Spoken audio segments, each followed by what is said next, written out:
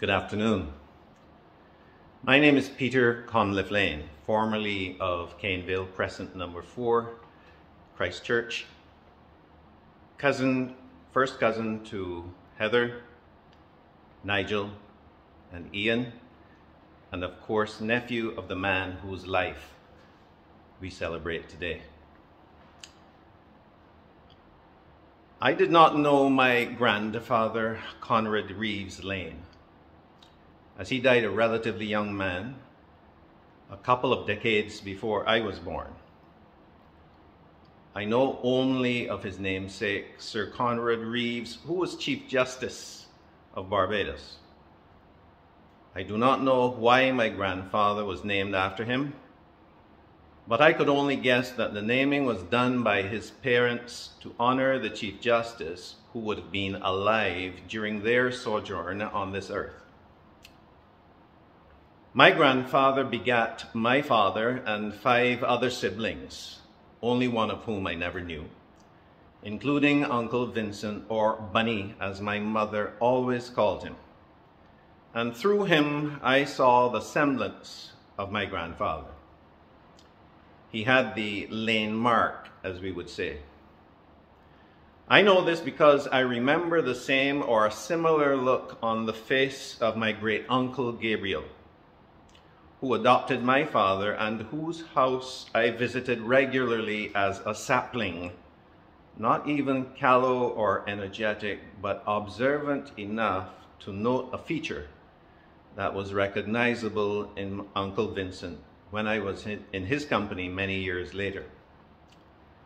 I thank my grandfather for his bequest and my mother for introducing me to Uncle Vincent.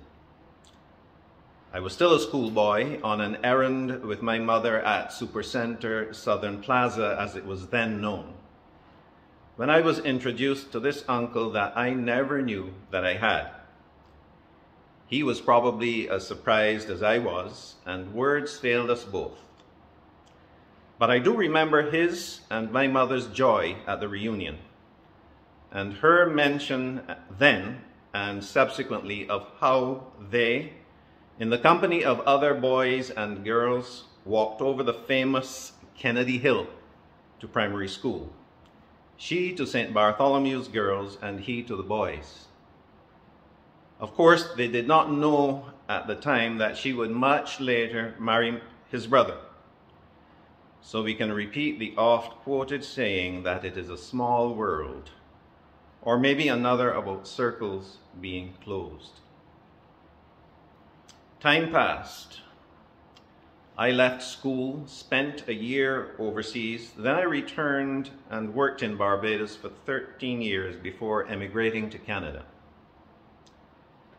In Barbados, I saw Uncle Vincent rarely, if ever, in my movements, for the paths of a quiet uncle and a long-lost nephew are seldom supposed to converge. During one of my trips back after my father's death, and facilitated by Auntie Layne, I was introduced to my first cousin Ian, Erla his wife, and their brood, Regina, Fabian, and Christian, and my other new first cousin Heather shortly after. I thank my grandfather, my mother, and Auntie Elaine for that bequest. Almost simultaneous with my acquaintance with my new family members came my reintroduction to Uncle Vincent and, of course, his wife and my new aunt Elaine. 2 Elaines, one aunt and one auntie, and I would always use these terms when speaking with Ian to distinguish one from the other. On one subsequent visit, I even garnered, by way of Ian's good offices, an invitation to the wedding of his brother, my cousin Nigel. I earlier referred to Heather as new, in inverted commas, in part because I met her briefly in Toronto a few years after I had emigrated to Canada, and she was visiting with her husband, Stephen, with whom I had enjoyed many Saturdays and evenings running around behind a round ball, oblivious at that time to our blood connection.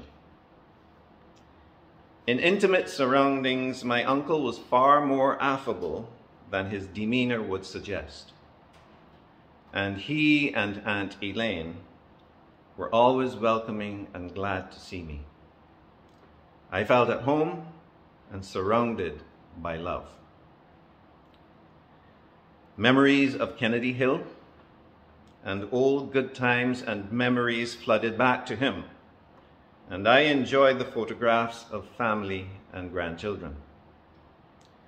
The inquiries about when I was going to get married also came seriously and bluntly, but humorously, and I enjoyed those too. Time with family well spent. As I penned this, it was frigid and blustery with white precipitation in Toronto, but it pales, pardon the expression, because I am warmed by my memories of him. You see, it is not just that you have a family, but what you do with the family that you have. I was privileged to know and spend time with Uncle Vincent. In his presence, I was imbued with a sense of my lineage, the knowledge of times past, and I was sure that he was interested in my well-being. In his presence, I was humble and grounded. With Uncle Vincent and Aunt Elaine, I got the chance to practice family, the usefulness of which we should take outside of the family, or the lessons would not be of any use. For we practice in family what we should take without, blood notwithstanding. Just as family is connected, so are we all. The English clergyman John Donne reminds us of our familial connections to each other in his poem, For Whom the Bell Tolls, and I recite, "No man is an island entire of itself. Each is a piece of the continent, a part of the main. If a clod be washed away by the sea, Europe is the less, as well as if a promontory were, as well as if a manor of thine own or of thine friends were. Each man's death diminishes me, for I am involved in mankind. Therefore send not to know for whom the bell tolls. It tolls for thee." John Donne. Time takes no cognizance of our preparedness or of the import of our intent. And when time is called on our being, those left behind are quite often ill-prepared. Circumstances have conspired such that I have been unable to travel to Barbados as I would like. And my single greatest fear was that my uncle would be taken before I saw him again. Even so, I was ill-prepared. Rest well, Uncle Vincent, and thank you. I am happy to call you Uncle. By the way, there is hope on the marriage front for me still, and I promise to work on it.